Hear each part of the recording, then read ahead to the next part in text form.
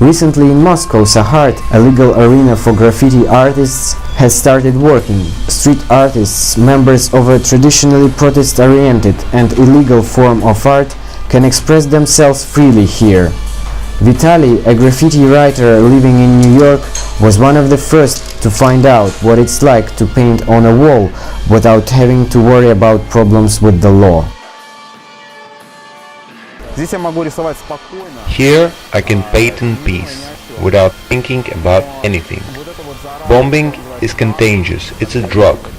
People who do this can't stop. They're moved by a little bit of a different instinct. Risk, adrenaline, and naturally glory. There was a time when I stopped bombing, and I dreamed that I was still painting and running from the police. I wake up and understand for these dreams how deep this habit lives within me. This culture, this whole world of graffiti, of course it's a priori illegal, and no one gave you the official right. Конечно, он криминальный, потому что с самого начала-то тебе никто не давал права.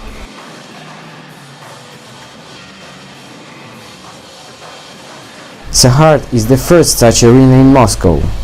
But even before it was created, many graffiti artists found ways of expressing themselves within the law. Kostya has been painting on the streets since 1997.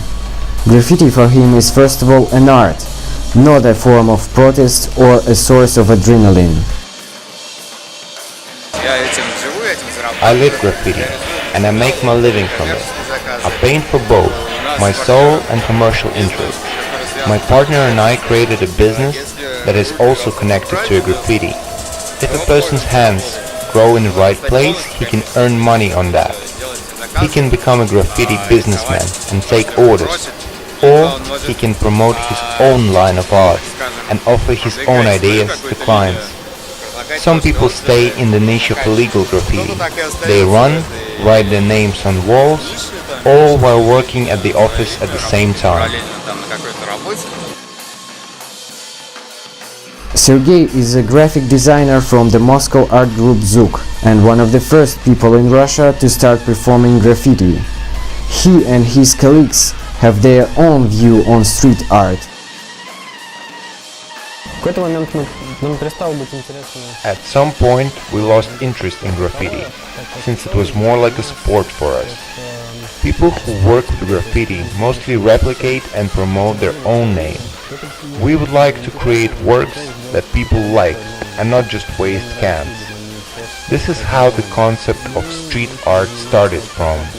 That is, an image displayed on the street not for a paint can, but through other means. For me, the most important part of an image on the street, regardless of whether it was paid for or made illegally, is how it's perceived visually. For me, street art is when a person sees something that surprises him, even if it's, for example, creative advertising.